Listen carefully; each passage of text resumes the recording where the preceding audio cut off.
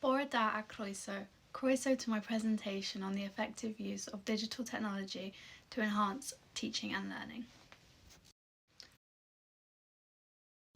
The aims of this presentation, nodai.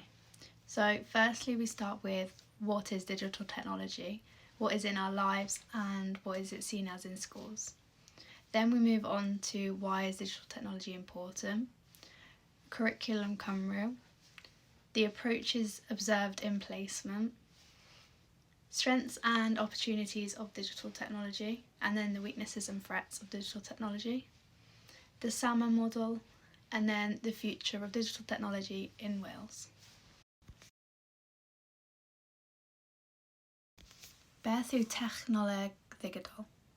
What is digital technology? Well, it's described by the Department of Education in Victoria State Government that is electronic tools, systems, devices and resources that generate, store or process data. So in simple terms, it's any digital technology devices that create, store or process the data, for example, smartphones, iPads, e-books, televisions and so forth. Digital technology is all around us, but can you think of any of the examples that may be used in schools? So we've got interactive whiteboards, we've got iPads, social media. Although we don't use social media in schools, we have to be aware that our children in our classes may be using it. Printers, Bbots. Bbots are used for coding.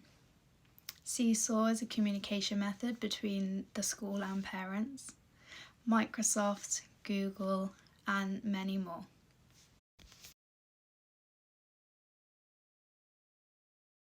Okay, so we know what digital technology is, but why is it important? Well, I really like this quote from Godfrey where he says, "It's not that we use technology, it's that we live in technology."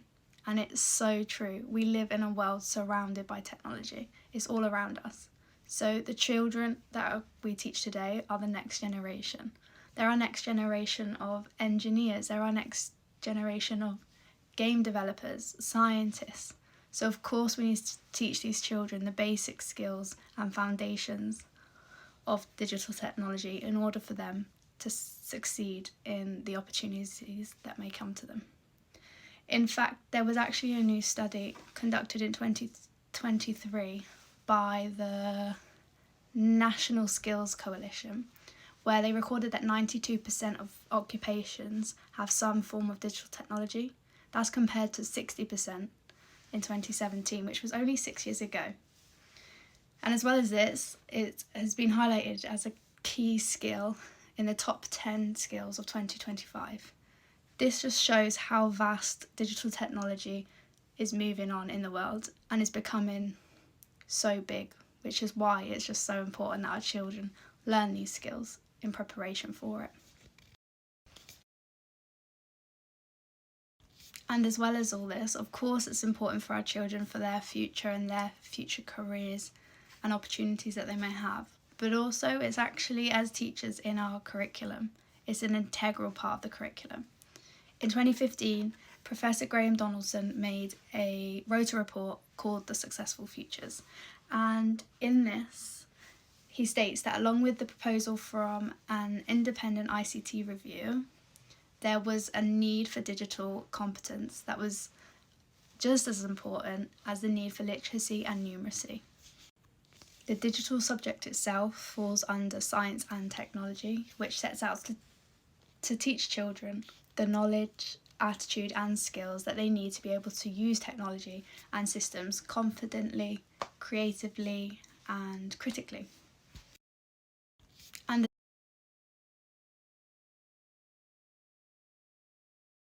And then not only is digital technology in an area of learning experience, an AOLE, it has also become an essential part of cross-curricular learning.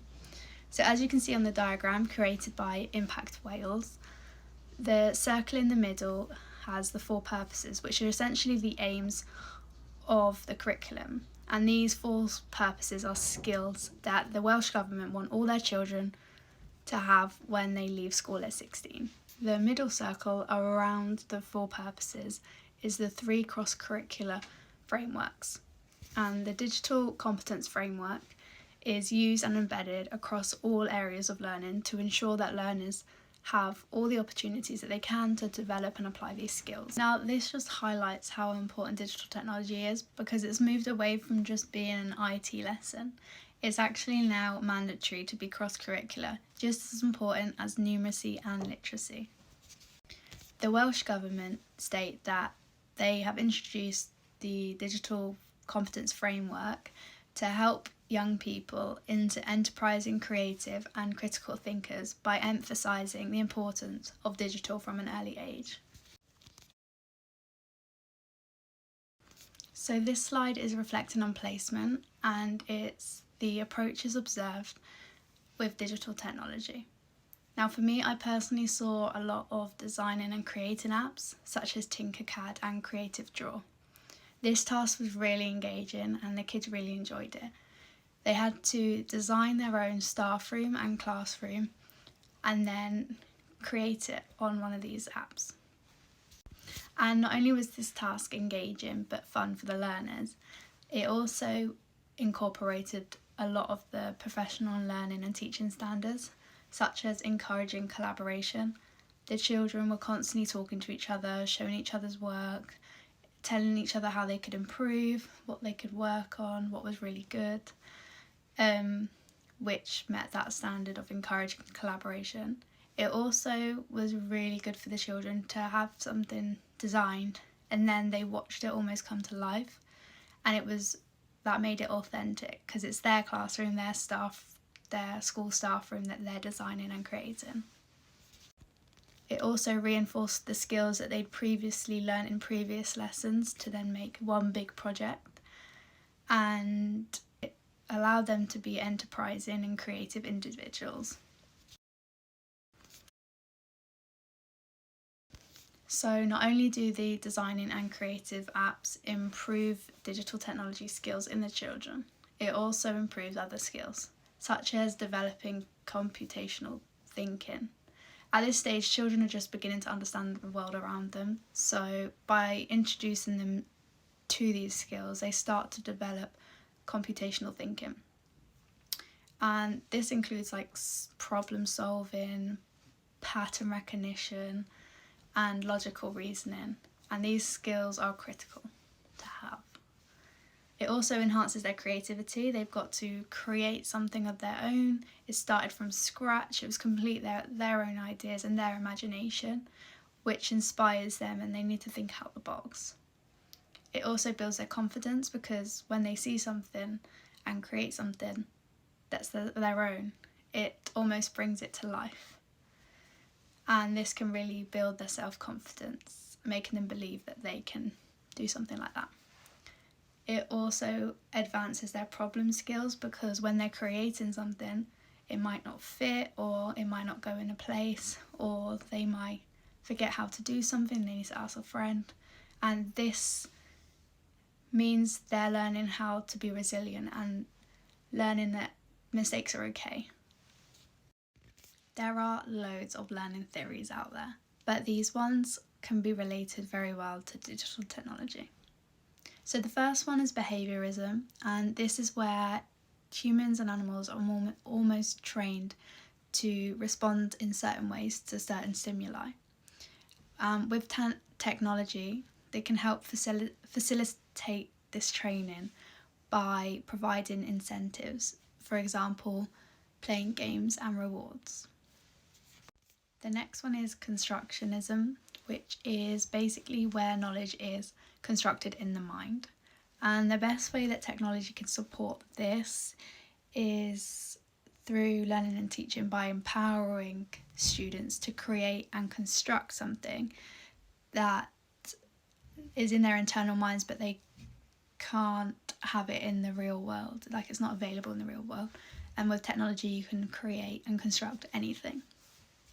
There is also cognitivism, which is basically how the brain functions and how information is processed, retrieved and stored.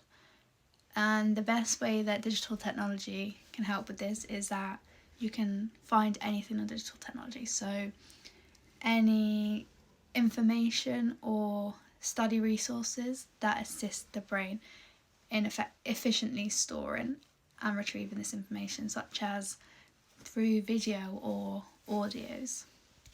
Lastly, there is connectivism. This is a relatively new learning theory that suggests that students should combine their thoughts and theories and general information in a useful manner. It accepts that technology is a major part of the learning process and that our constant connectiveness gives us opportunities to make choices about our learning. It also promotes group collaboration, which I already mentioned in the placement, and discussion, allowing for different viewpoints, perspectives when it comes to decision making, problem solving, and making sense of information. Connectivism promotes learning that happens outside of an individual, such as through social media, online networks, blogs, or information databases. In this case, technology can be used to improve learning experiences by fully connecting students with one another and information resources in a persistent manner.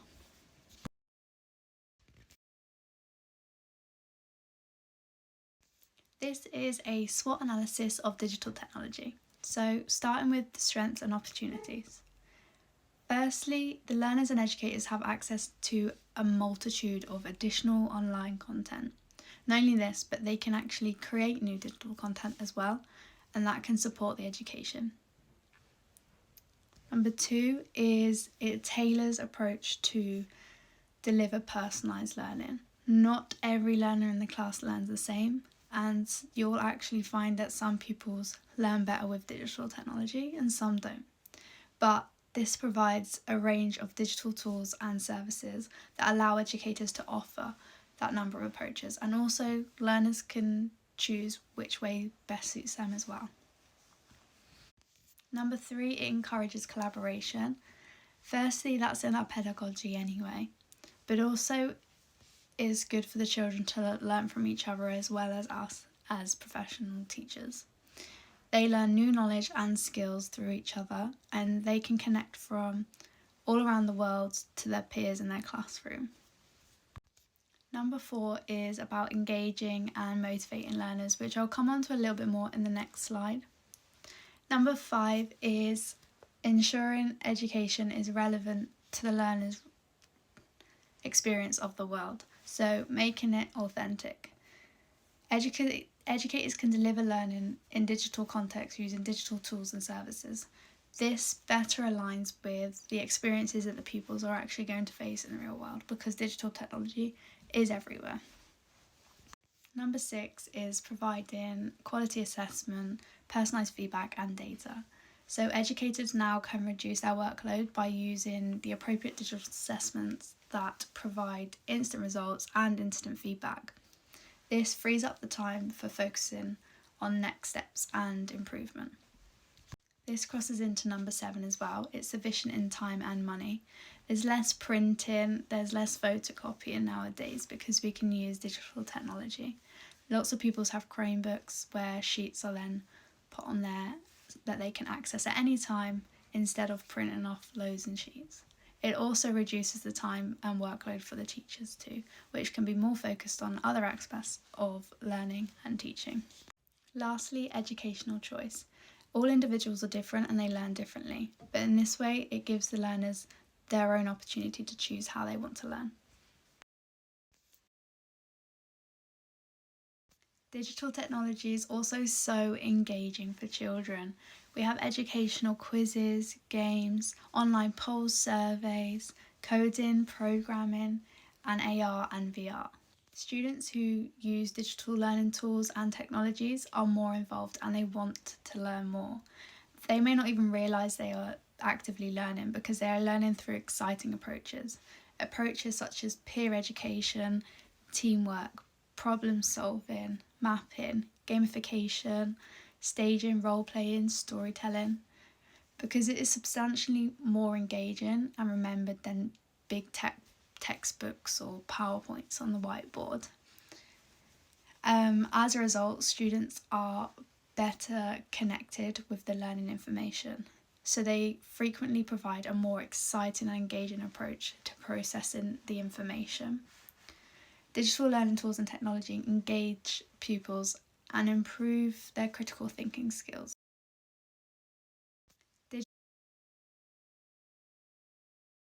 And now we move on to weaknesses and threats. So technology is great, but what if we don't have access to it? Well, there are lots of schools across Wales who don't, whether that's for the logistic reasons or economic reasons. And this means that our pupils aren't actually accessing the same opportunities because some schools have it and some schools don't. Many schools actually have to prioritise other things due to the lack of funding, which means children then miss out. Another weakness is that facilitators, so teachers, have to be trained. They need to be trained themselves, which is also sometimes lacking, because if they're not confident and they either won't teach it or they won't teach it to the standards that it needs to be taught. And like the quote says, technology is just a tool. In terms of getting the children working together and motivating them, the teacher is the most important. The teacher needs the skills themselves in order to teach the children. Another reason is reliability. Now, we all know that technology, unfortunately, isn't always reliable. Whether that's the Wi-Fi, whether that it just isn't working that day. And unfortunately, it's not a question of whether the equipment will fail, it is when. So when everything's running smoothly, technology is intended to be a low profile and is used as a tool in the learning process.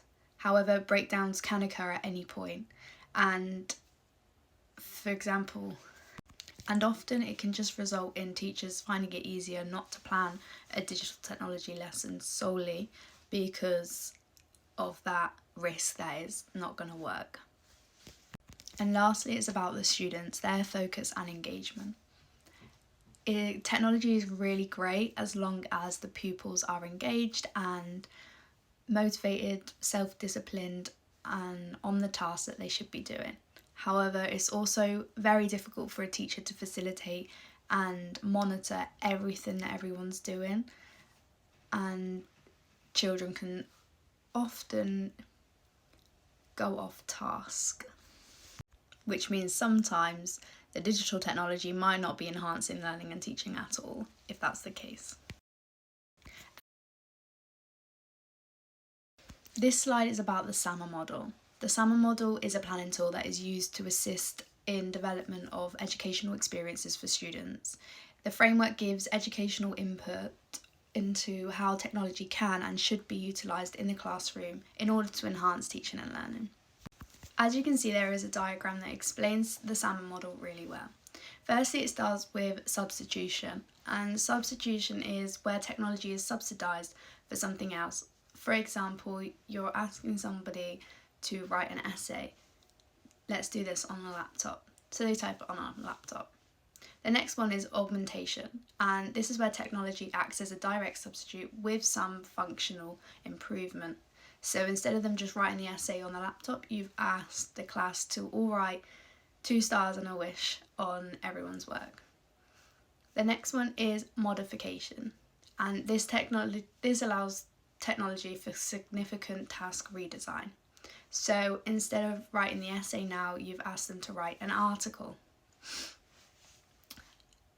The next one is redefinition. Now this is at the top, and redefinition is where technology allows for the creation of new tasks previously inconceivable. So it's now an article included with a podcast and a video to explain what the article is about.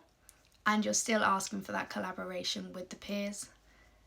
That's the top with lots of technology involved. There is a QR code with a video link which explains this really well.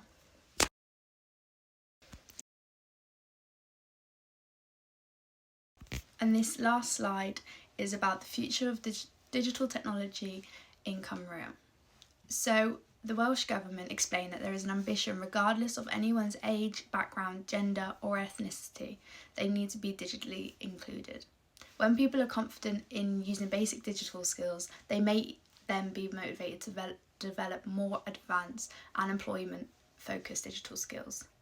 This can open a wide range of opportunities in everyday life and in the workplace.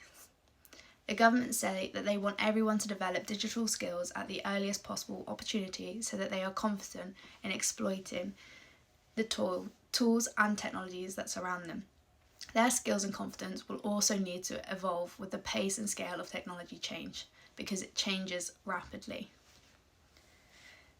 The Digital 2030 framework articulates a shared vision for the approach to digital in the post-16 learning in Wales. It sets out the digital support required for the whole learner journey and recognising that the combined elements of leadership, business processes, security and infrastructure need to be in place for effective digital delivery.